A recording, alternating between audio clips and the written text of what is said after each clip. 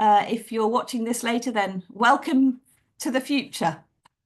It's great to be here discussing a fantastic book by Helen King called Immaculate Forms, but we've subtitled our session, We Need to Talk About Bodies, because this is a book that can go into all sorts of directions and across many different disciplines. And we are taking a theological perspective as modern church this evening.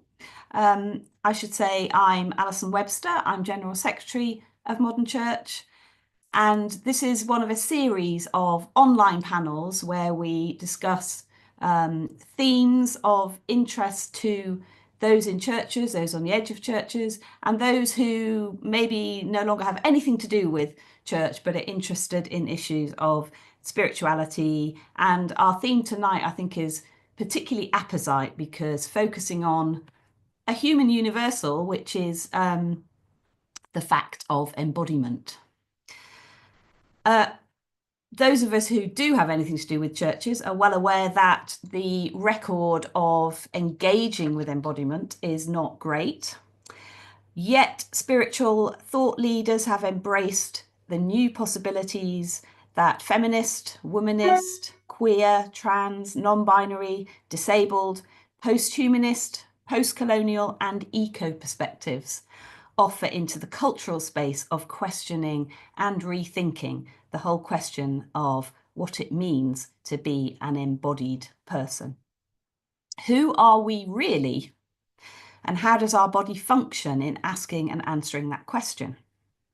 What does history teach us about how we are named and how we are valued according to the body that we have?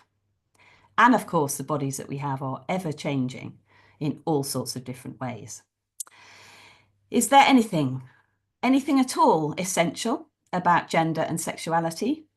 The church would have us say everything is essential about gender and sexuality and perhaps unchanging. How does power circulate and operate to include, to exclude, to decide what is normative and to shape what is possible? And what might be a liberated theology of embodiment? What might that look like and what might that feel like?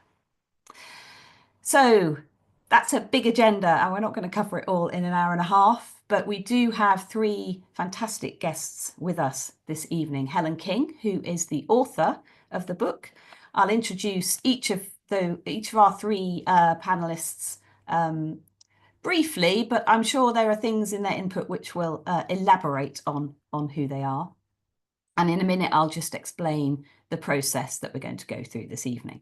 So Helen King is a classicist and a retired professor at the Open University, but also is up to her neck, shall we say, in the politics of the Church of England and its current discussions around sexuality and wider issues of inclusion.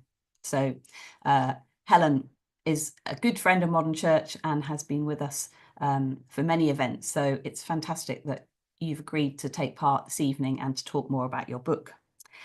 Rachel Mann is many things also: a priest, a poet, a writer, a broadcaster, a fantastic contributor to University Challenge. She is also Archdeacon of Salford and Bolton, and I love the fact that comes after all the other more important things, in my humble opinion. And Rachel's written many books, which of many different kinds, autobiography type books, resources around liturgy, and also deeply philosophical books as well, or all kind of mixed up together in a very holistic way. And Evie Vernon describes herself as a Jamaican womanist theologian with a revolutionary bent, which I love. Also a Caribbean contextual theologian and a great storyteller. I know that from experience. And also a priest, I think. No. Well, you can explain that, Evie, later. Yeah, deacon. Okay, deacon. Fantastic. So welcome to you all. We're going to start off with Helen outlining for 20 minutes or so, for those who haven't read it, or for those who like me have read it, but there's so much in it that it's just great to be reminded of what is in the book. But this is very much a springboard for conversation about the book, but it's good if we all have a basic understanding of what's in it. So Helen's going to start off 20 minutes or so. Then both Evie and Rachel are going to offer their reflections, which are springing from and maybe reactions to Helen's work. Then we're going to have some time of discussion, each panelist responding maybe to something someone else has said that they've heard this evening. And then we'll have some general conversation. And if you are following on YouTube and you would like to use the chat function, it's possible to put in a question. I should say that the shorter and more concise your question, the more likely it is that I will get to see it, because it has to work its way through to me. But hopefully there'll be some response from those of you who are watching to the discussion that's going on, and we'll have some time towards the end of the session to take some of those questions or reflections, but obviously questions are usually simpler and shorter. So thank you. So Helen, over to you. You're going to introduce your input via a PowerPoint. So we're hoping if there are any glitches, we will get round them. But let's launch in with your conversation about Immaculate Forms. Thanks for being with us, Helen. Thank you very much to Modern Church and to Alison for introducing this, and thanks to the Modern Church team behind the scene. I can't currently see the PowerPoint. Does that mean it's up? Oh, it is up. Hurrah. They're genius. Thank you very much. So I'm honoured to have such powerful voices to talk about my book here. This is something I've been looking forward to very much. Can I make the point immediately that my two commentators are theologians? I am not a theologian. However, I was a member of the Living in Love and Faith writing team for every flipping year that it was on. And one of the things we used to say a lot on LLF, well, I used to say a lot, was, what about the body? And from time to time, someone would say, oh, well, there must be a theology of the body. And I'm saying, well, is there a sort of simple book one can read about this? And the answer was, well, not really. There's a few things, but it wasn't really taken as seriously as I think it should have been, because bodies are, after all, essential to Christianity. Our bodies are all about flesh, and the incarnation is about God becoming flesh. And if you don't start thinking about what flesh is and what bodies are, I think you've got a problem. So I've been asked to think about what a historical perspective has to offer here. What is it about a historical perspective that I'm most passionate about? And I would say immediately that my passion is that there's nothing inevitable about where we are now. It's not that history is a sort of linear process where we gradually learn more and more about bodies and it's all okay. History goes up and down. Things get discovered, they get forgotten about, they get reinterpreted. Bodies are never stable in history. And I think that current debates about gender and sex are really illuminated by knowing about other alternatives. And that again is a reaction to the LLF process, where we were told all the time that 1960s was where it all started. That's when it all went wrong. Up till then, everything was really straightforward. We all knew about bodies and we all understood, and we all had the same view. And then suddenly people started to get awkward in the 1960s. And that is so not true. So one of the things I think is important about my book is we go back to the ancient Greeks, we go up to the present day. Obviously, I know more about some historical periods than others, so I'm probably completely wrong on some. I hope not, but you never know. But my original plan, having pictures of the thing up here, the original plan was to write a book on lots more aspects of bodies, including things like voice and hair, all sorts of things, and possibly the brain. Then I realized I knew nothing about the history of the brain. And it's taken me about 7 years, with time off during COVID because I couldn't cope, to write this book. So if it was including brains, we really would be in trouble. So I decided to narrow it down to 4 parts of the body.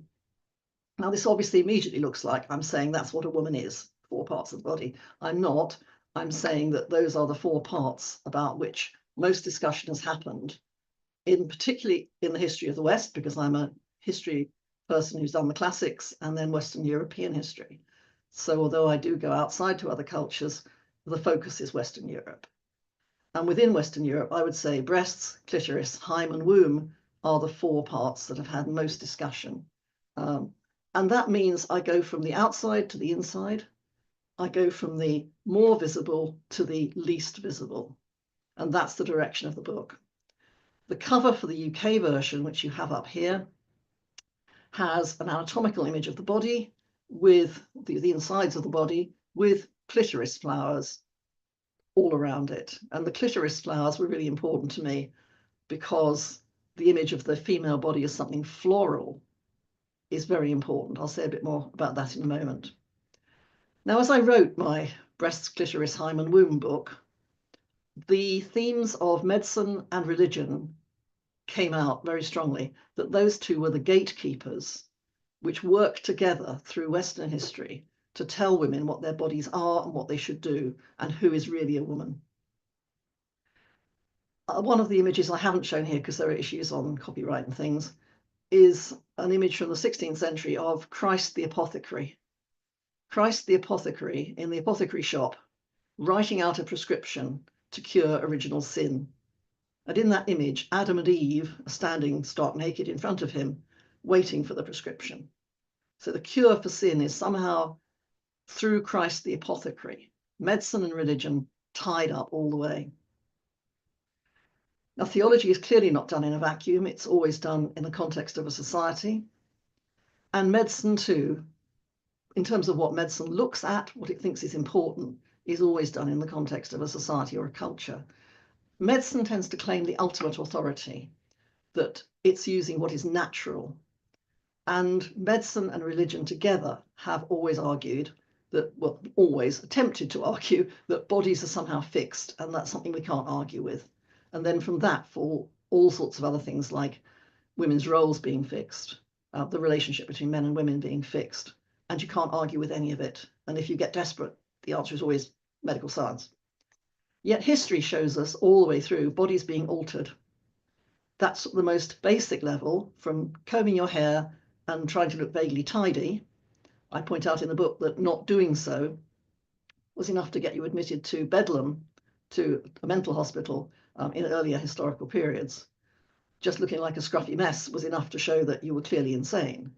So we've always managed our bodies even at that basic level. But then once you start moving towards cosmetics, towards clothing which emphasizes parts of the body, and then into all sorts of surgery, bodies have always been altered. Can I have the next slide, please? So one of my most important things I've ever talked about in anything I've ever done is the Vesalius title page image. This, to me, brings together all the themes that I want to look at in the book. It's the 1543 title page from the book on the fabric of the human body, De Fabrica. It's a representation of a dissection scene. And it also brings in religion, because earliest dissections in the 16th century were done in churches. Churches were a good location where you could arrange seating and get people in before purpose-built anatomy theatres were developed. But the purpose of anatomy, which we always assume today is to do with discovering what the body is and how it works, actually no. The reason why dissection was such a big thing in the 16th century was also religious. That by showing the human body and the complexity of the human body, you were showing the glory of God's creation. You were showing the peak of what God had done. Human beings were quite clearly the peak. So this is a religious act as much as it's a medical act. Women then as now were less likely to be executed for criminal offences. And it was the bodies of criminals that were most likely to be used to demonstrate the glory of God. Now, that in itself is a really interesting paradox. Criminals are used to show the peak of creation. The worst of humans show the peak of what God has done. Now here, it's a woman on the slab. Women were less likely to be executed, but here there is one. And dissections of women, because they were rarer, were, we're told, also very, very popular, not just with medical students, but with the population of whichever city this was being done in. Tickets would be sold, posters would be put up saying a dissection was going to occur. People would flock in. The body on the slab is a woman, and Vesalius is demonstrating that the womb is empty. He's opening her abdominal cavity. He's the guy with the beard in the middle, and he's showing us there's nothing in there. And that's important because elsewhere in the book, he talks about how this woman had tried to avoid execution by saying she was pregnant. In English law, that was called pleading the belly. If you're pregnant, you can't be executed because there's another life inside you. Midwives examined this woman and they said, no, she's not pregnant. So Vesalius, interestingly, is proving that women's knowledge, midwives' knowledge, is correct. And that's, I think, another interesting little slant on this story. Watching the figure, the dissection, are figures on either side of the slab wearing a sort of toga type outfit. You can see very clearly in the foreground. These appear to be the figures from the classical past, possibly on the right, looking behind him at the dog, Galen, and on the left, the two men looking over Vesalius's shoulder, Herophilus and Erasistratus, 3rd century BC anatomists. And they have come to see their true successor in action. So there's also something here about historical continuity. This is being presented, although it's a new and amazing thing that Vesalius is showing all sorts of parts of the body that haven't been seen properly before, but he's also doing it in a tradition. Tradition is important. And for all of this, uncovering the secrets of women is a route to medical power. Women's bodies are a route to power. Next slide, please. Now, for centuries, it was believed that women's bodies were dominated by fluids. The basic pattern is this: menstrual blood accumulates in the female body because female bodies have wetter, more spongy flesh. So the difference is actually not about the womb, the difference is at the level of flesh. Every single bit of your flesh is different if you're a woman. If this menstrual blood accumulates but doesn't come out, it can cause death. Various treatments will be used, including beetle pessaries, in order to irritate the womb and lead to bleeding. That is how medicine worked from the ancient Greek world into the 17th century, at least. Some of it, unfortunately, goes into the 19th century. When a woman gives birth, however, she doesn't have a menstrual period. Where does it go? Well, she's still eating and drinking, so it must be there somewhere. This is all what happens before you think about things like ovulation, which are all surprisingly late, much of it early 20th century. So when a woman gives birth, the blood is diverted from the womb to the breasts, and it's transformed into milk. There's a hierarchy of fluids in the body and a hierarchy of heat. Men are conceived as hot, women as cold. Men are hot enough to cook their blood into semen, which is quite clearly the supreme fluid of the human body. In between menstrual blood and semen is breast milk. Breast milk is hotter than menstrual blood. And again, this is not about touch, it's about sort of theoretical concepts, but it's not as hot as semen. Men who are not quite up to making semen can nevertheless make breast milk. So one of my favorite stories in the book is the story of the man who makes cheese from his own milk. It's closely followed by my second favorite story, the man who used to squirt milk from his breasts at people as his party trick. So immediately there, you've got an interesting scenario. You've got men with breasts, you've got men with breast tissue, and actually breast tissue is much more sort of generic human than it is female.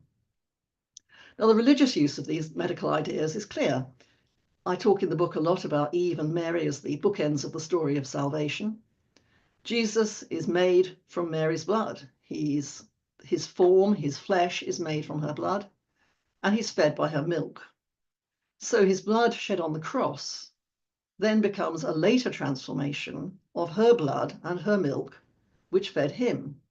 And drinking from his side becomes equivalent to being fed by Mary's milk.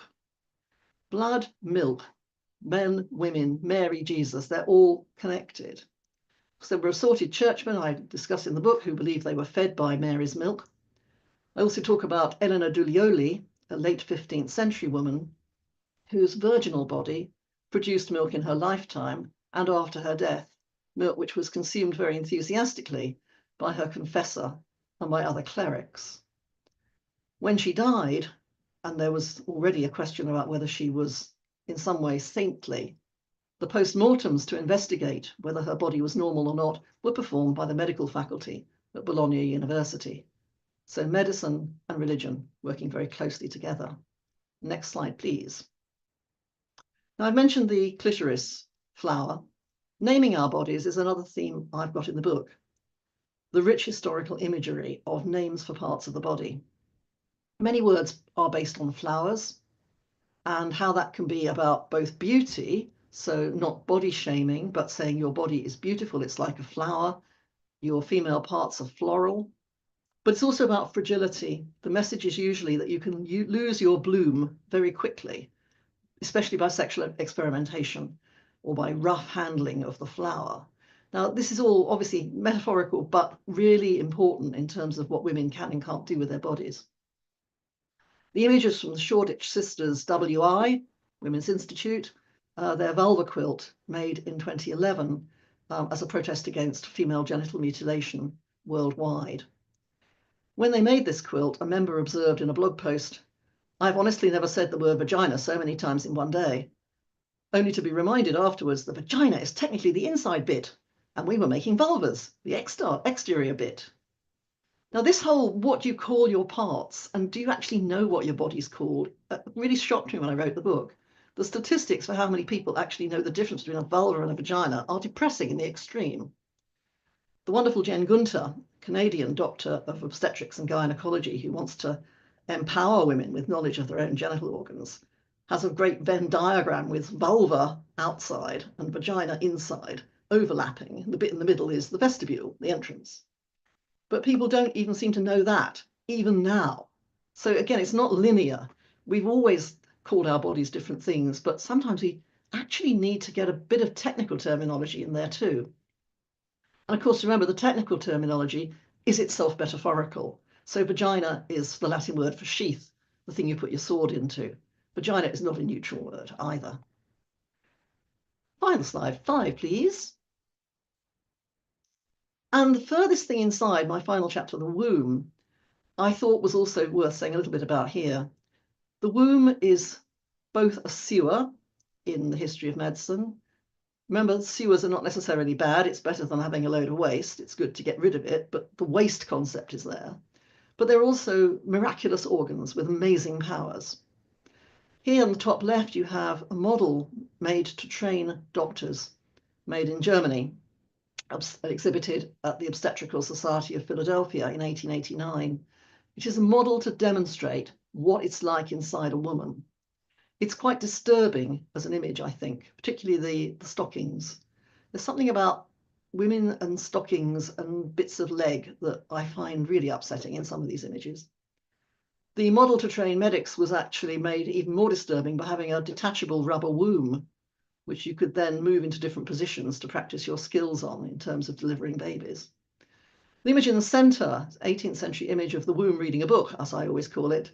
The book has been positioned here nicely to keep the woman's modesty. That's an interesting way of doing it, isn't it? And I find that one really disturbing too in other ways. Again, it's the idea the womb is somehow all that matters. The woman's body here has somehow disappeared pretty well. Just a bit of leg, a bit of pubic hair. There's a kidney, there's a bit of intestine, but it's not really about the woman. It's about the freestanding womb. The womb is all that matters. The top right are a couple of votive wombs from the early Italian world. And I find them interesting too, because these are devoted to a god. You give them to a god in order to either ensure pregnancy or to cure a disease of the uterus. But again, they're freestanding. They're wombs that just sort of float around without a woman attached. The transparent wombs, of course, the famous images of Mary and Elizabeth greeting each other and Jesus and John doing the same, the sort of see-through woman image. So concluding from this, I think as I wrote, I realized more and more that two key conclusions in the book were, firstly, that the question of whether women are basically similar to men or whether they're basically different has varied over time. You can play with terminology to emphasize that.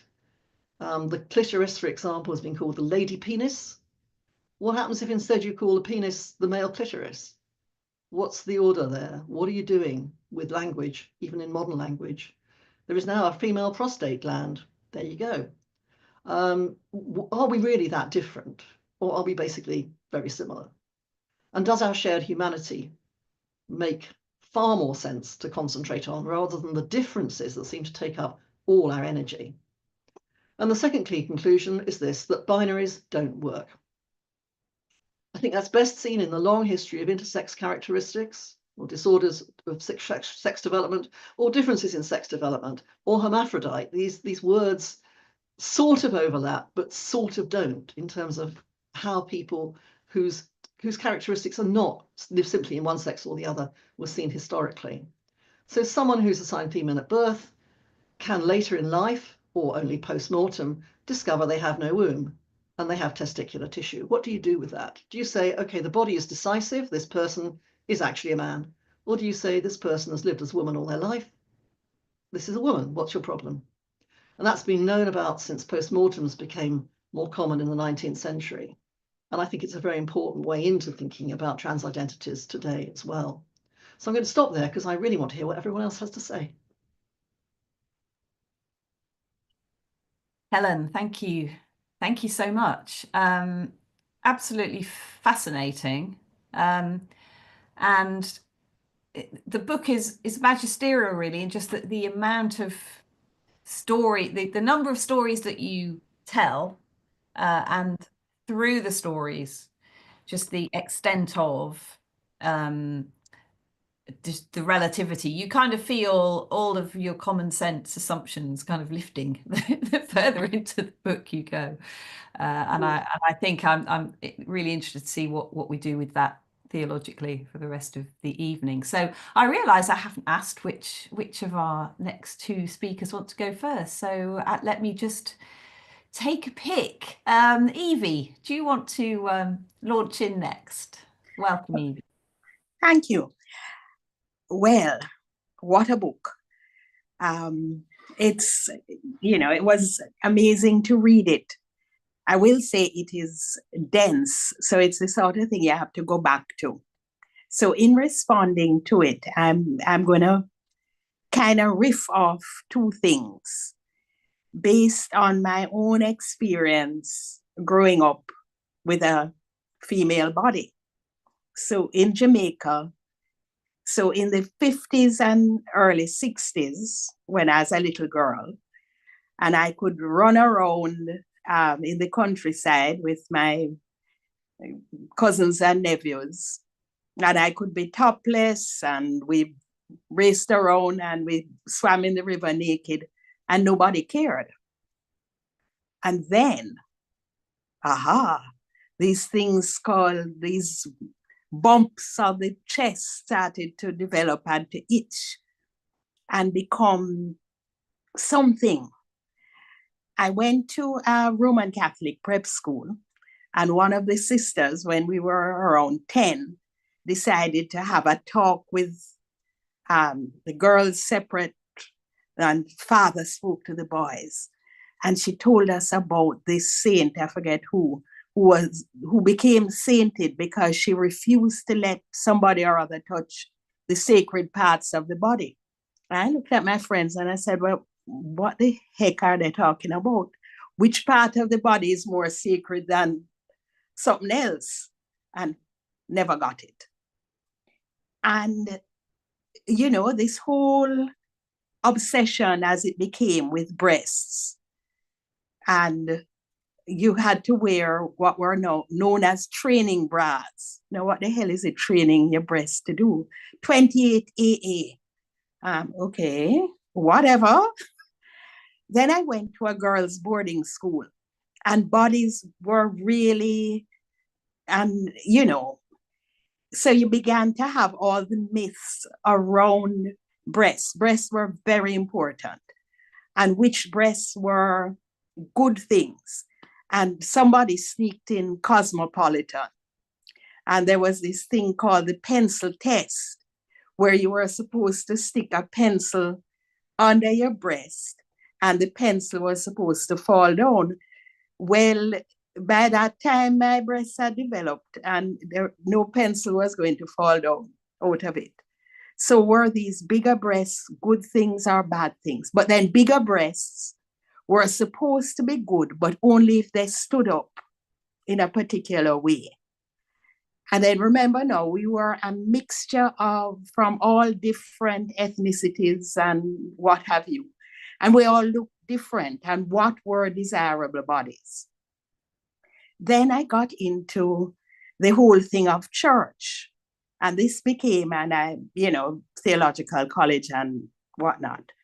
And here comes the womb and periods. And when can you approach the altar, or are you going to bleed all over the altar?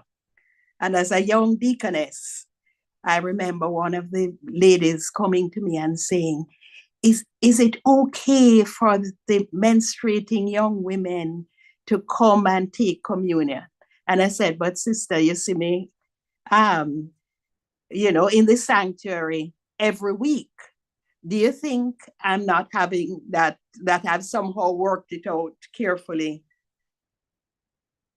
And this dynamic, now, as I looked at the book, I can't remember us being, at least in Jamaica, in middle-class Jamaica, being particularly excited about the clitoris. Nobody, that was one of the things that was not translated from our African heritage. Nobody was coming to anybody with a knife to cut off anything. That was not worth thinking about. But then it wasn't thought about for anything else, despite the fact that we were reading under the bed covers. It was a boarding school. You sneaked in Mills and Boons and read them under. And the clitoris was not a factor. It was not mentioned. Female pleasure was something that we found out about later. And the hymen, there was not such an obsession that I can remember with hymens and purity in that way. But it might have been there, might be in other contexts. But the breasts and the womb, that was a big thing. And how did you, and when the questions about the ordination of women came up, it was there were those who said, well, if they're past childbearing age, then they can be allowed. And I also, my personal experience, I had issues with painful periods and fainting and whatnot. And my dear archdeacon, who was, responsible for me, said, Deaconess, why don't you just have a hysterectomy and get rid of it? I was 25. But these are some of the thoughts running around what matters and what, and again, just to say, as in the floating of my head, you had sort of African-y ideas and European ideas as to what was beautiful and desirable. So in terms of the female body, again, the downtown people thought that a well-endowed, plump body was really desirable. But uptown people, very influenced by a European norm, figure that you ought to be slender and more boyish. And there was we all at boarding school, you went on diets for God knows what reason. And yes, so whose body? What is important? What matters? These were some of the things. I'm going to leave it at that with this stuff swirling around. So religion and medical all mixed together. Why don't you have a hysterectomy? It will be so much better for your ministry. Leave it at that. Evie, thank you so much. Yeah. I think the fact that everything you've said is swirling around and interrelated, isn't it? You can't pull out one thing and assign it to one particular influence, but clearly it's this sort of mixed up kind of mix of heritages, mix of class, and different African heritage, Caribbean heritage, European influence. It's fascinating, and those watching this can only see one face at a time, but the shock on all of our faces when you mentioned what the Archdeacon said, I can tell you, was quite considerable. Amazing. Thank you so much. So over to you, Rachel.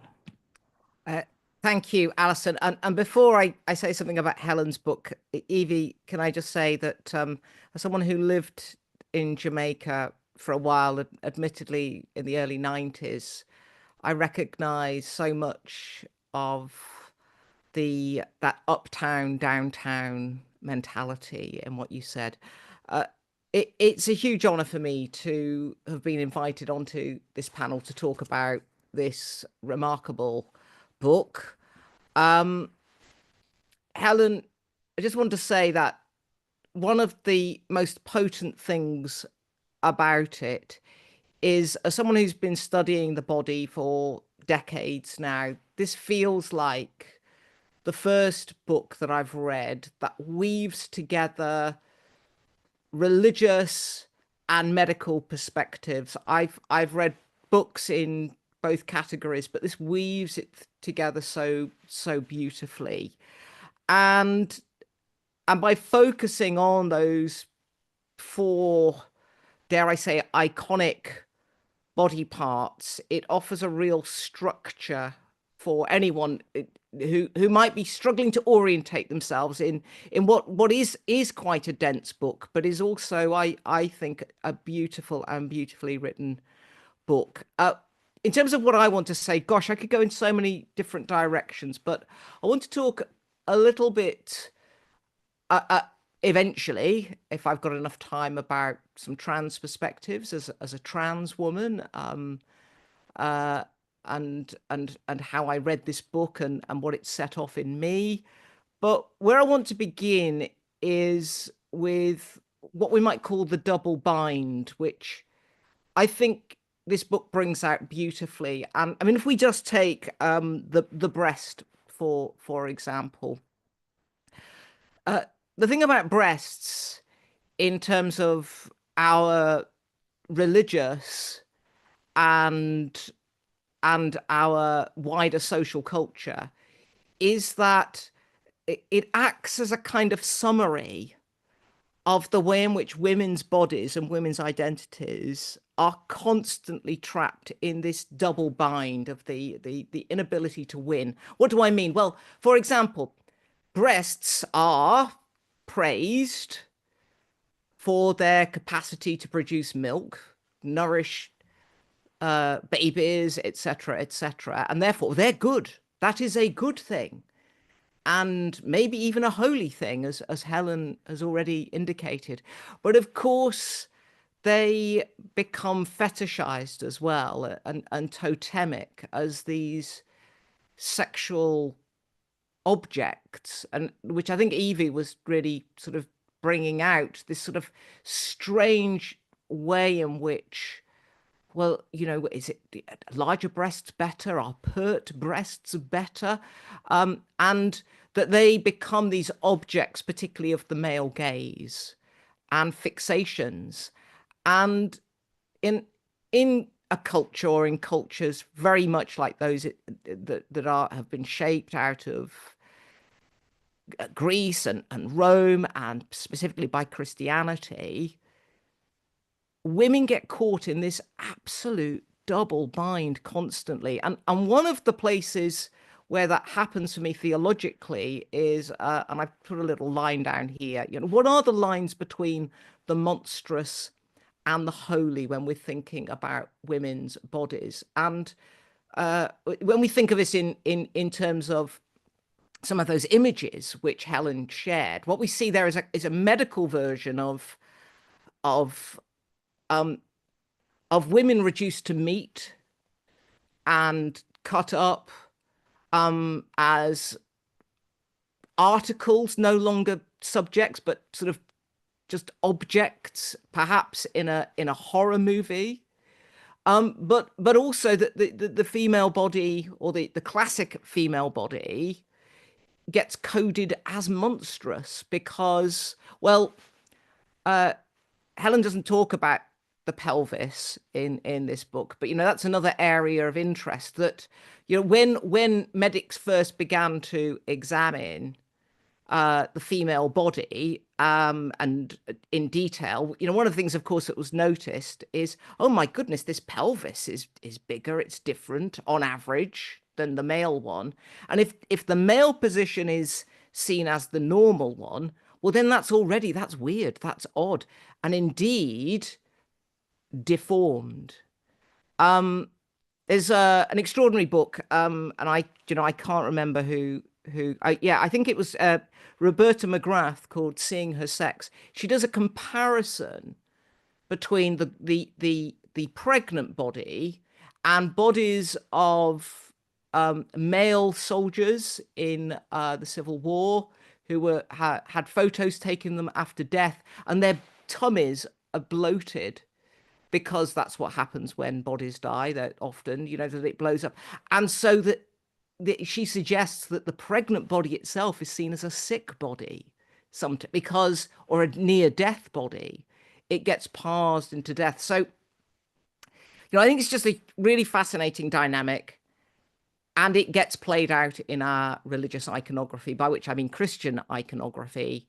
Helen does a terrific interrogation of the dynamic between Eve, the fallen body, and Mary as the virgin body, the kind of ideal femininity. I mean, there is another dynamic within that, the sexualized body represented by Mary Magdalene as well. That's often seen as that horrifying binary, the double bind that women are trapped in by patriarchal cultures. But I think what's fascinating for me as well is, and it's a question really, is in our theological reflections on Mary, for example, or on Eve, are we necessarily trapped into these negative representations? One of my favorite theological moves, and it's the sort of thing a poet would say, of course, is of course the thing that Eve does. Let's cast her in the role of the disobedient one, the one who disobeys, the God who, shall we say, has stolen creativity from women. Let's say that, because, and claims all creativity for himself. And she's disobedient, and she leads Adam along the path. Well, for me, I'm not sure that this moment of disobedience is necessarily a moment of fall, because as a poet, I almost want to say, I wonder if that's the moment that metaphor enters the world, because before that you have Adam who's going around saying, I name this, I name this, I name this, and everything's literal. And in her action, a new possibility emerges. And we are lost without metaphor, absolutely lost. I mean, I think I'm running out of time here, and I mean, we can play around with Mary, sort of the representations of Mary. I mean, finally, to say from a trans perspective, I found this book refreshing and reassuring. We live in fraught times, I think, where it feels like there is an unhelpful, dare I say it, unholy alliance between what we might call essentialist feminists, who, for me, do a disservice to second wave feminism. I think it's an absolute travesty sometimes, their readings of second wave feminism, and an alliance with right-wing religious conservatives. And along that path lies the diminishment of all women, and indeed arguably men as well. Because, as Helen indicated at the top, that when we start reducing bodies to definite naturalistic forms, we're one step away from saying that women can only do certain tasks or are only capable of certain things, and we get caught up in awful awful minds which are destructive of what I think is our God-given, open, free humanity. The queerness of the body is found in its wondrous variance, and the way in which both sex and indeed gender must be understood contextually, historically, and therefore contingently. And for me, the Holy Spirit is at work in the midst of the freedom that we find in our capacity to play with our understandings of sex and gender and not be reduced to gender roles or indeed to miserable, limiting understandings of the possibilities of the body. I think I'll stop there. Thank you, Rachel. I love that sense that metaphor entered, that reframing the so-called fall as metaphor entering the world to queer the literal. I think that's fantastic. Thank you so much. And so you've raised so many philosophical issues in what you've said, Rachel, and thanks to Evie and Rachel for sharing your personal experiences as well, which of course, the more that we can speak from our own bodies and the reality of our own bodies in their transient, ever-changing ness, then the more we're going to learn and the better our theology is going to be. So thank you both for taking that tack. So now is an opportunity for each of our three panelists to pick up on something that they've heard one of the others say, one or two things. We've got plenty of time, and just take it a bit further, challenge it, or resonate with it, or question it, or whatever you feel you want to do. So I'll go back to Helen, and we'll do this in the order that we originally spoke. So Helen, what's new for you in terms of what you've heard? Well, it was lovely hearing from both of you, but they were very interesting reflections. And yes, the point that you're both talking from personal experience was really helpful. I mean, this point, I might as well say something which is in the book. It's not sort of the foreground of the book, but it's there that I was assigned male at birth because the obstetrician knew my mother wanted a girl and thought it would be very funny to say, "Oh, you've had a lovely boy." I find that quite bizarre. And then when she went, "Oh, no," he went, "Oh, no, sorry, only joking." I still have the paid bill that she paid for that obstetrician. I'm very surprised she even paid the money. It's the idea that something like this, because remember, we are assigned at birth. That is quite a scary thought.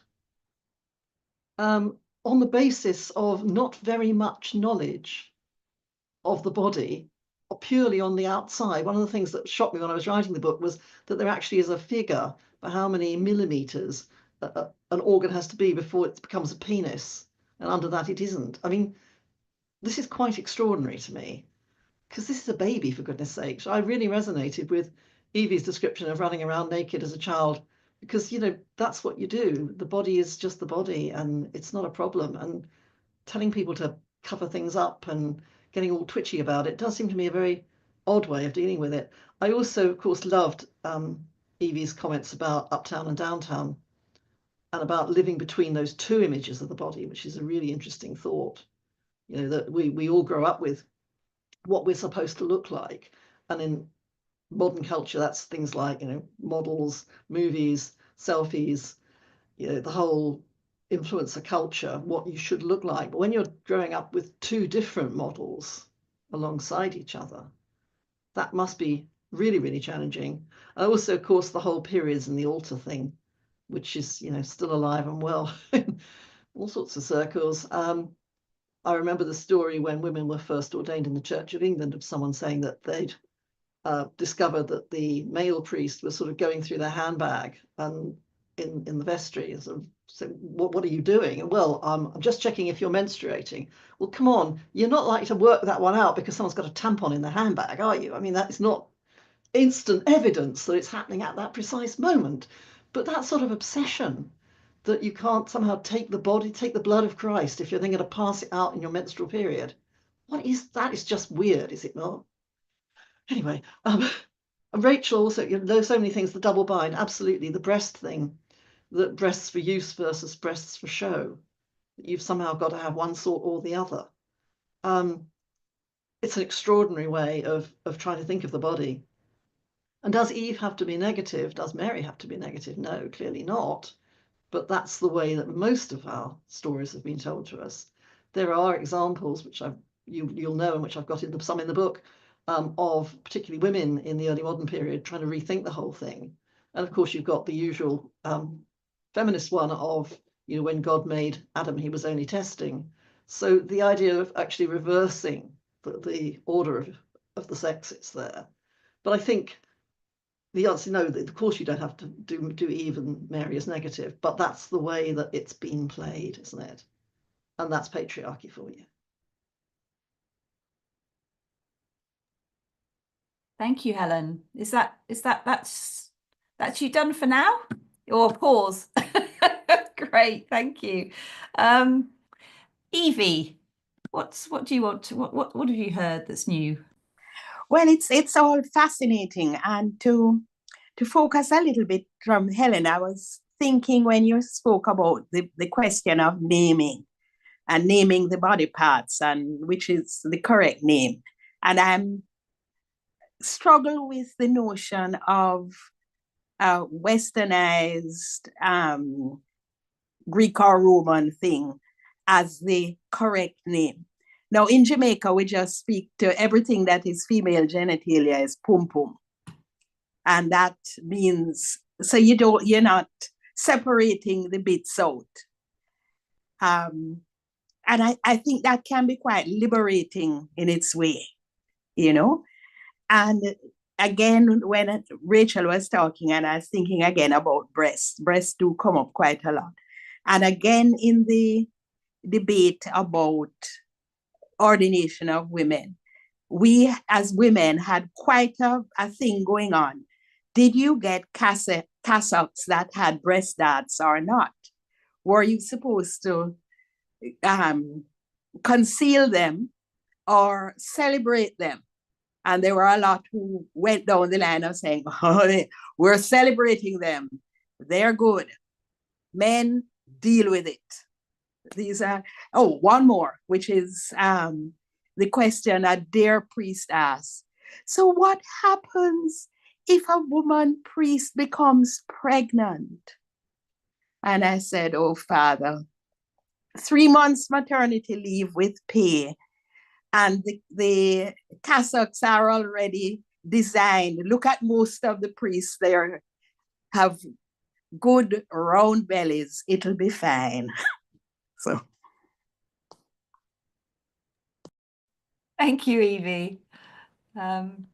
Rachel. I don't think I can follow that. Oh my goodness, you're such a terrific storyteller, Evie. Just extraordinary. A couple of things from each person. Like Helen, I was really struck with Evie's talk of running around naked and training bras. And I guess in one sense, I always want to acknowledge the difference of my upbringing, in which that was treated as permissible and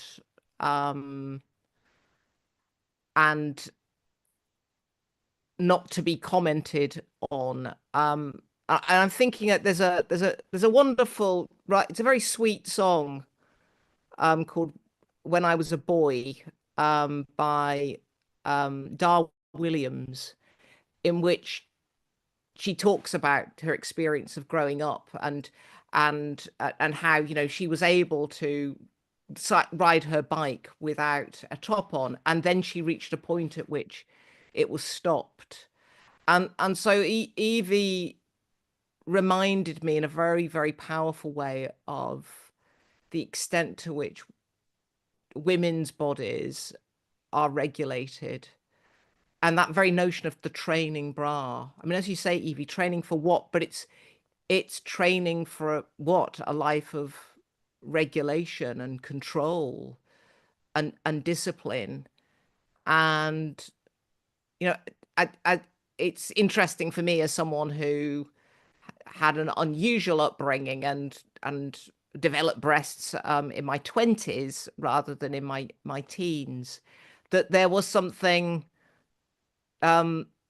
looked for. I was thinking, oh gosh, oh my goodness, I'm going to be able to wear a bra, and then just realizing that there's it's just rubbish, if you see what I mean. It's not, it's nothing. There's no mystique to it. But I mean, but equally, what you were saying, Evie, around periods and bleeding at the altar, and another reminder that women's bodies have so often been defined as leaky bodies, and leaky bodies, perhaps filthy bodies, therefore dirty bodies, impure bodies. And of course, Helen writes about this very well in her book about regulations around men not having sex with women when they're on their period, and again, this sort of sense of taboo. So I think it's really powerful stuff in there. Helen, I loved in the book, and again, you spoke about it tonight, about this notion of the male clitoris and female prostate. I think you talk about a male vagina as well in the book, and I love that queering, that disruption, that sense of taking us away from presumed normality.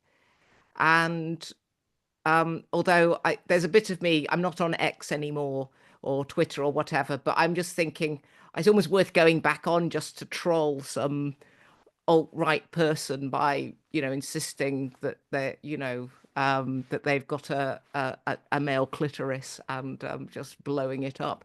I think the other thing that was really striking in what you said and what you showed us is the way in which women's bodies are so often treated as spectacle, and the spectacle of the woman being operated on by Vesalius, the post-mortem, but that being in a church as well, and what that symbolizes. But this crowd pouring it and treating the female body as that which it's okay to look at in whatever state or exposure. So I just think it's extraordinary the way in which the female body is caught up in this visual culture as well. Thank you, Rachel. We're starting to get a few questions and comments too, but before I move to those, I wondered if you could just explore, and it's kind of in what you were just saying, Rachel, but just to press this difference between, you talked about the objectifying and the chopping up of women's bodies, and the fetishization and objectification, and about that being like our subjectivity being taken away. And I wondered if you could just, or anybody, talk about, so between the subject and the object is the abject, is that which is disgusting, that which is monstrous, and how very socially determined those things are. And in a way, it's the flip side of what Evie was saying about what does a desirable body is culturally determined and shifts across time. And it feels like we're sort of somehow, what we're calling misogyny in our culture is caught between this what's desirable that you fetishize and control, and what's disgusting. And that relates very much to philosophically body fluids and things that are neither inside or outside. That stuff about breast milk squirting around, and menstrual blood being matter out of place and impure. And I wonder if I mean, maybe Rachel, because you're the philosopher, but anybody is. Well, look, if I start off, I'd love to hear what Helen and Evie have to say about this, because you're just making me think about, particularly about this idea of the abject, and this is where my lack of truly classical education sort of, well, is exposed. But I think the word that I mean, certainly the French philosopher Christeva uses is chora, which is a classical word from the Greek, and this sort of sense of that which is pushed out, it can't be seen, it's beyond the edge of the city, and I think what's really fascinating for me is what kinds of bodies get pushed there, because there are certain bodies, particularly female bodies, in that sort of visual thing are seen as, well, that's, they're there to be looked at. That's all they are. It's all surface. And then there are bodies which are it's okay to look at them with a kind of clinical eye, but they are always on the edge of the disgusting. But then it's almost what's out beyond the edge, and I'm not sure I've got anything more to say than that. I mean, I think it'd be interesting to see what Helen says in particular, to see if she has any views on, what are those bodies that get pushed right out. I mean, it would be tempting for me to say that it's certain trans bodies are sort of seen as just too disgusting or too terrifying. Thus, everything it's almost in the America, certain trans people are almost being, by executive order, defined out of existence because they can't be seen. It's beyond bearable. Anyway, Helen. Yeah, so that's really interesting, because the concept of sort of the body that is truly unpleasant is the body that mixes things up, but not always. Sometimes that's the body that's powerful. So at the point where intersex people were hermaphrodites, the hermaphrodite is seen as a powerful figure. Possessing the qualities of both male and female makes you superhuman, rather than making you the ugly, the abject. So even that is specific to different cultures. You can play it different ways.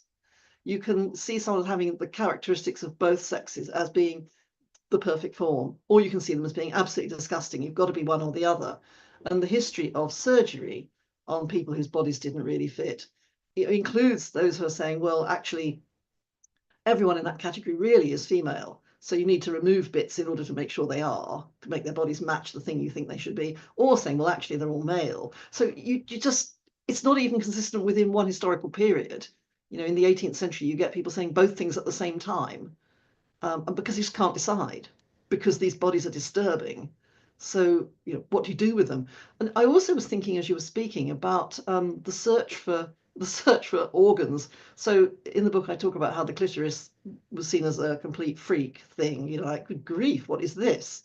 It's a sport of nature. It's just nature just doing weird things from time to time. No one's really got one. It's just random. And similarly with hymens, never found one. I don't think they really exist. And then, oh, look, I think this is a hymen. Oh, no, it isn't.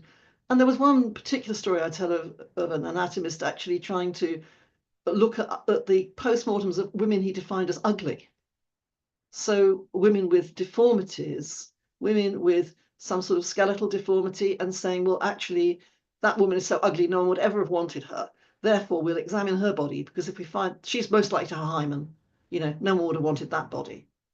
And that image of deciding on someone as undesirable, therefore the perfect source to find a hymen, if you're trying to find one somewhere in a post-mortem, that's one of the most horrifying stories in the book, I think. So you can be actually you're using what you define as ugly to try and answer your scientific questions. Because even though they're clearly undesirable and ugly, they might be quite useful scientifically. Thank you, Helen. Evie. Yeah, it is, and I think you mentioned it in the book, Helen, the Black bodies can never win. They're just beyond the pale. And this is part also of the uptown, downtown thing as well. But can never pronounce her name right. That woman who was exhibited, Sarah Bateman, the Dutch that name. What is it? And just the feeling that these bodies, yeah, these are not appropriate. These are the wrong kind of bodies entirely. Doesn't matter. And it still persists, and it's a lingering part of the discourse, you know? And Chinese bodies, all sorts of other, there is the notion, I remember that a lot of theoretically felt that Chinese women had their vulva, their pum-pum put on sideways. This what people really thought this, you know? And yeah, so the issues about race are very much caught up in what is felt to be appropriate in bodies.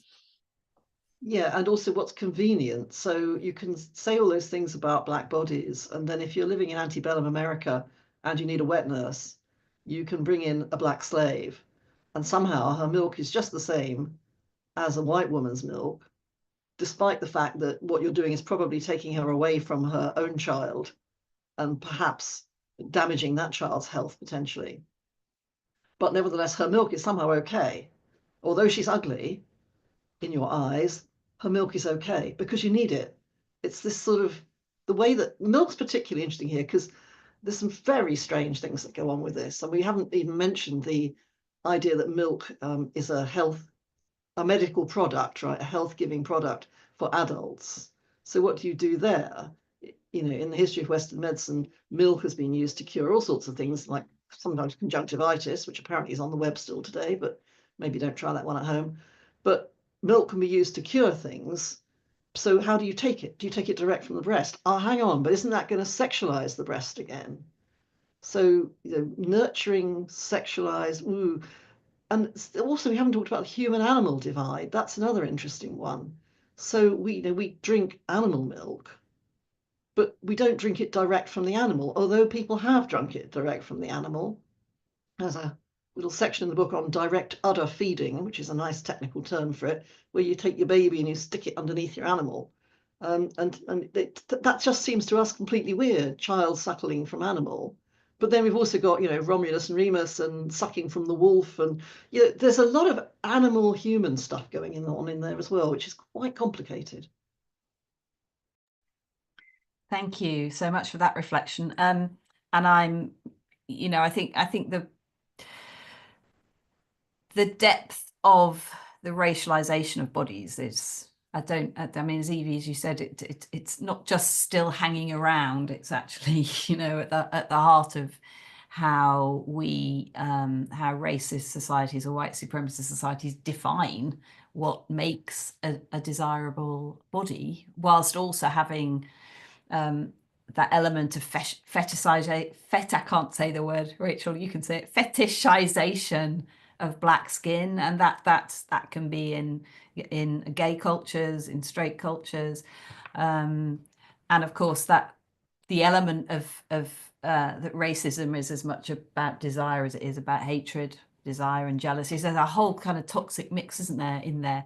And somebody's actually put in a question, which I think is specifically about disabled and neurodivergent lives, and ideas of value and power in our practice and our theologies. But I think that the question that goes with that is, can you share ideas regarding diverse body minds and what a liberated theology of embodiment would look like?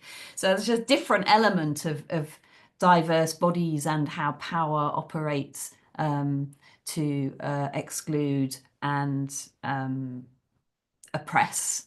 So does anybody want to come in on, because again, that neurodivergent, I think we are only just discovering really what that means in terms of human diversity, but also that the questioner in using the word body minds as one word, I think itself is interesting. And I don't know who put that question in, but thank you for it.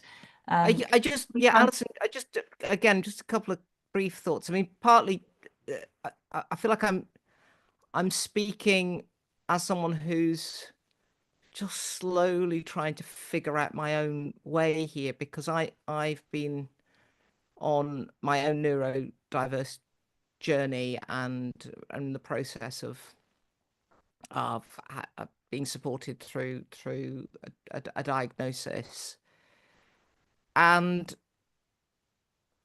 what I think is really crucial, though, so again, I'm not sure I can say anything substantive really at this point, because I both feel confident but also not articulate. I haven't thought it through, but sort of our body minds, this sense that we are never mere meat, we're never mere flesh, is exciting for me, and that we are these rich, complex ecologies in our bodies is very, very exciting. I mean, the very sense that, you know, my own body is alive with bacteria and gut flora and all the rest of it, and that's part of me, and it's not me. And for me, that's exciting, but also that sense that bodies are never, we're never ourselves alone. And as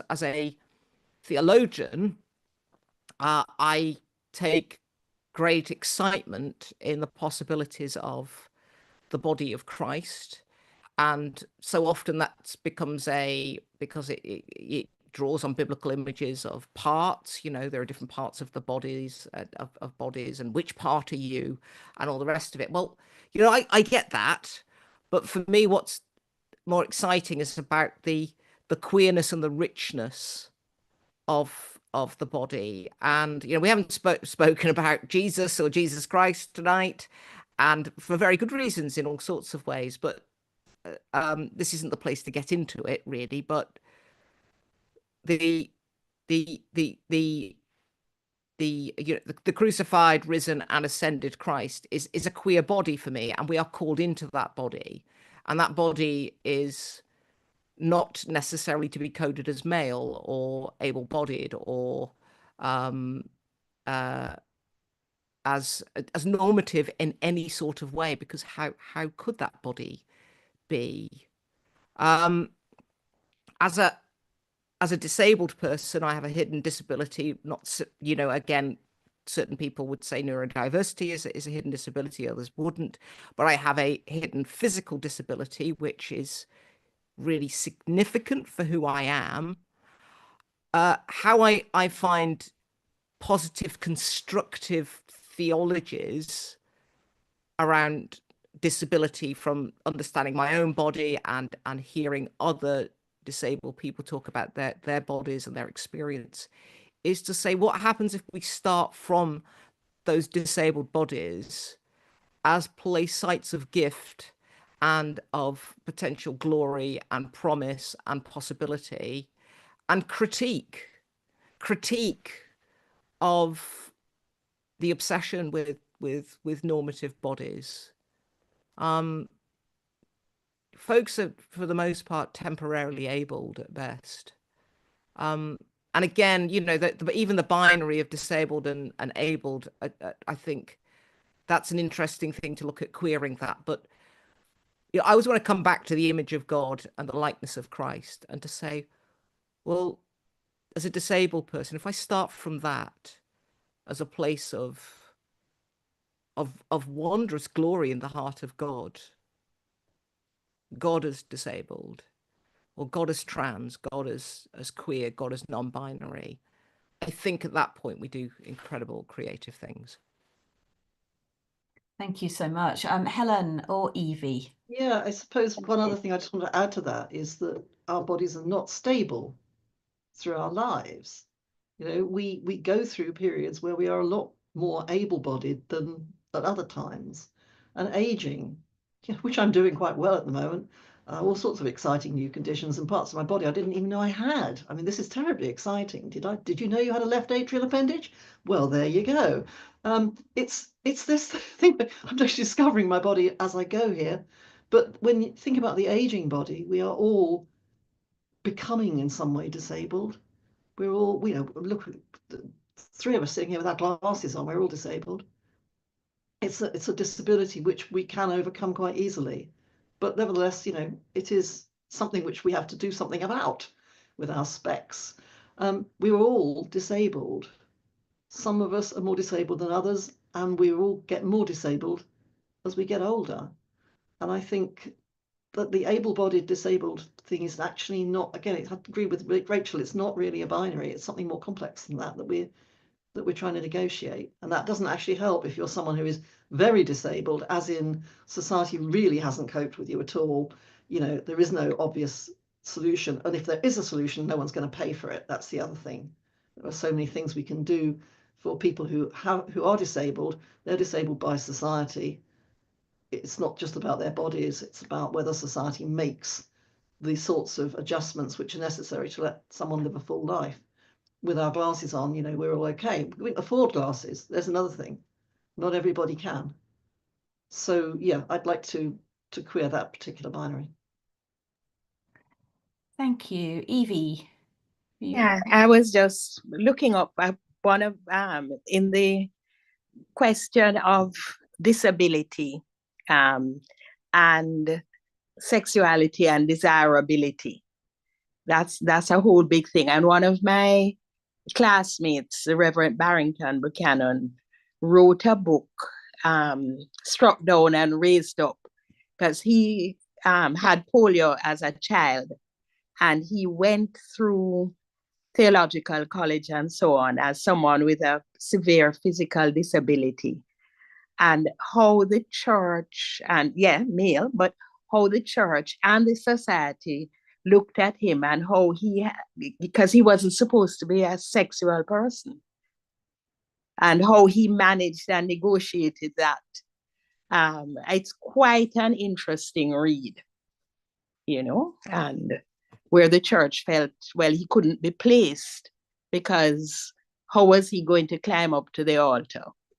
Well, why did he have to climb up to the altar?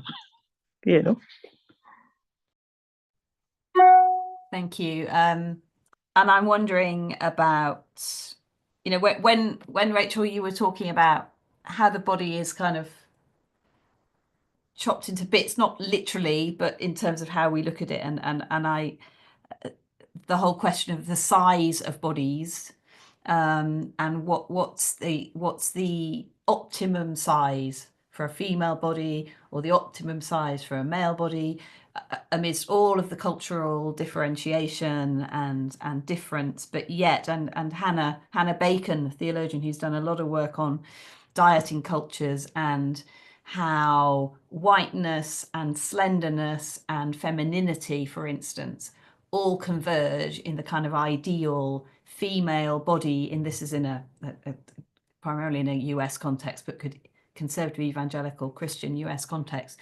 But I think those things about when you watch on TV, there's a report about obesity, and they always show you just like a bit of a person's belly, and you think, whose stomach is that they've decided it's okay to show on national news? Do you not think that person whose body that is might see that and think, why, how are they using my body as a spectacle in that way?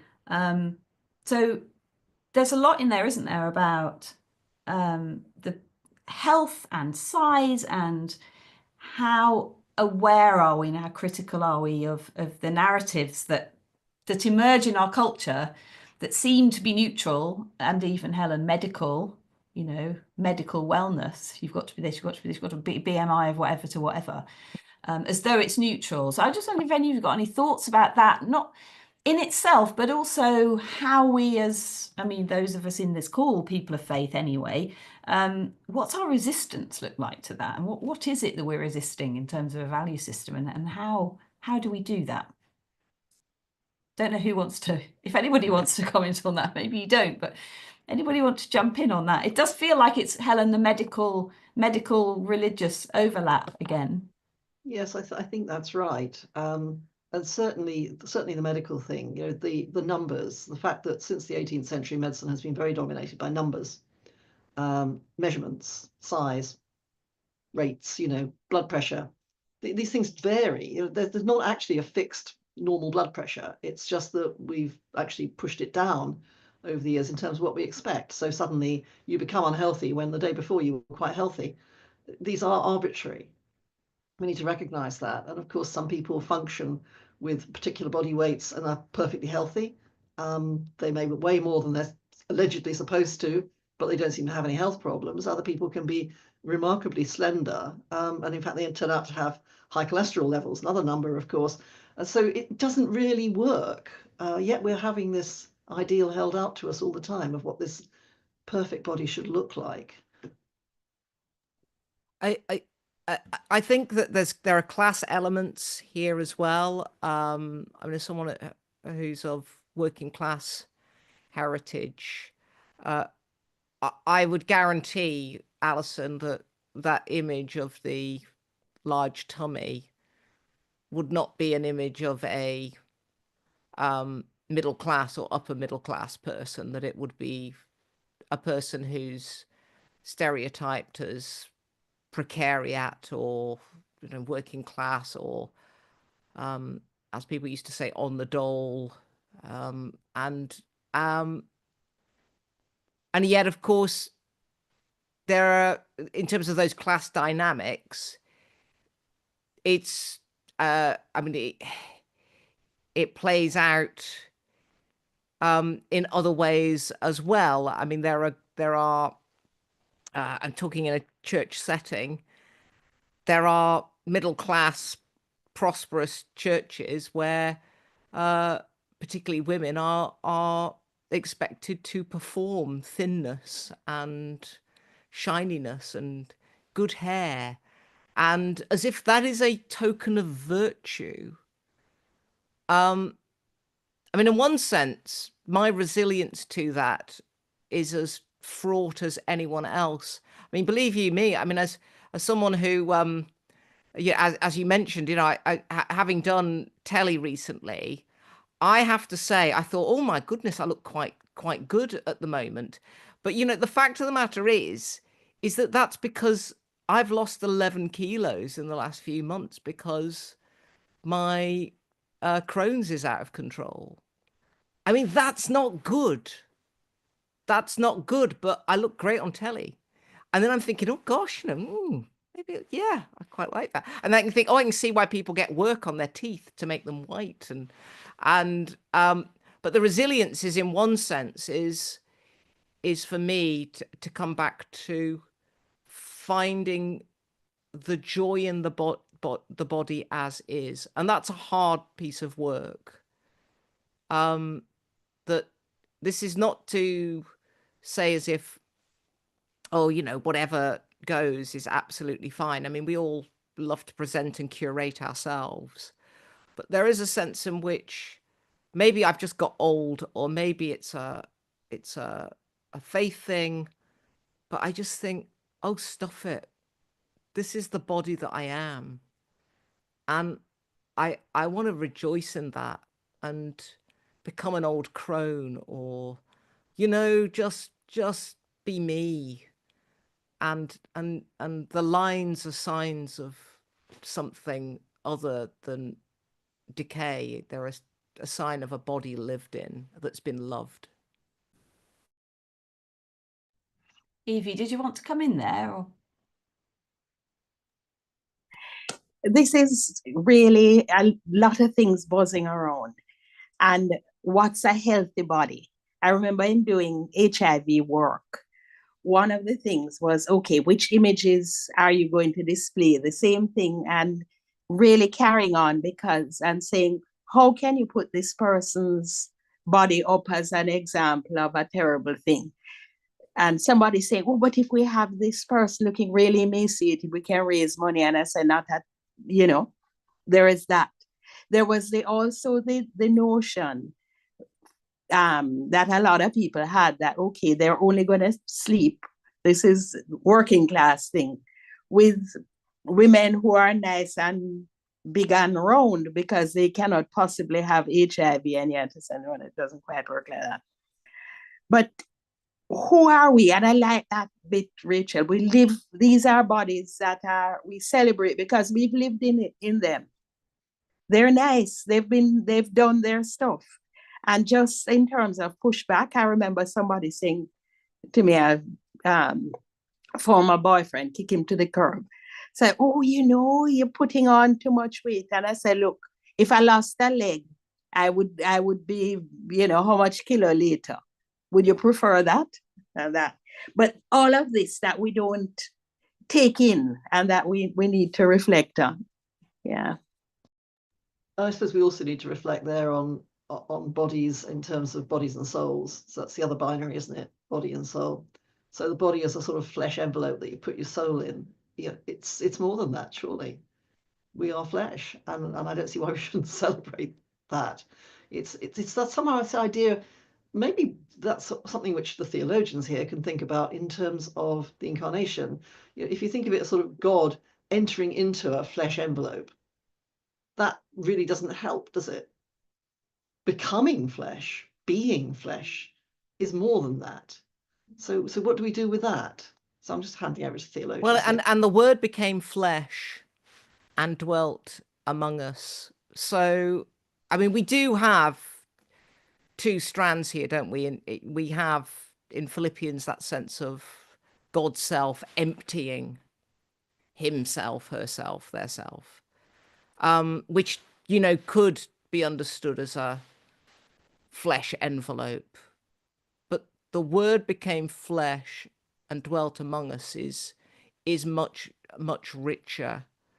And just to say that I've always loved that understanding of the word dwell in I think it's either early English or Middle English. It was dwellen, and that doesn't just have implications of a home, of a place to stay, but of going astray as well. The word became flesh and went astray amongst us. I mean, isn't that an extraordinary theological image? That sense of flesh going astray with us and in the midst of us. And astray is not a bad thing. It's a discovery. That's fantastic, Rachel. And we're coming to the end of our time. So, and what I'm feeling is that we've begun to, I was going to say, put our finger on, already noticing the language of kind of touch and bodiness, but in terms of this imaginary of a liberatory theology of the body, I kind of feel both pleased and frustrated. I'm pleased that we've been able to start to tease out what indeed that looks and feels like in terms of this integration, this it's all of a piece, there's no binaries, there's no separation, whether it's between different bits of the female genitalia or mind, body and spirit, which are all one. We've identified that, but frustrated in the sense that, where we started this conversation in terms of where is the Christian community or the church, the institution of the church in all this, in the sense that this narrow obsession with something which in a culture or mix of cultures where you said, Rachel, we like to curate ourselves. Well, we have to curate ourselves, don't we, whether we like it or not, in a neoliberal culture, but that's not necessarily healthy, that we are each supposed to be our own project over which we have control. And what goes with that is the shame that comes with failure, and whatever that failure looks like, whether it's perceived to be not being slender or not being white or not being rich or not being healthy, or all of those things which have shame loaded on them, because we're supposed to be able to control and curate ourselves. And that feels to me like a sickness at the heart of culture, which ideally theology ought to be speaking into, you know, the church ought to be speaking into. So there's a frustration that we're not, but actually I think this evening hopefully we've shown that we are, because with books like Helen's, with reflections, poetic, storytelling and philosophical, that you have each brought this fantastic conversation. I hope that that is it's the heart of resisting resisting that sense of bodies, and a sense that making bodies less than they were somehow meant to be. So thank you all for your fantastic contributions. Thanks to those who've been part of this online, and do check out the Modern Church YouTube channel. Join Modern Church if you fancy entering into more of these conversations. And brilliant. Have the rest a brilliant rest of the evening, and thanks very much.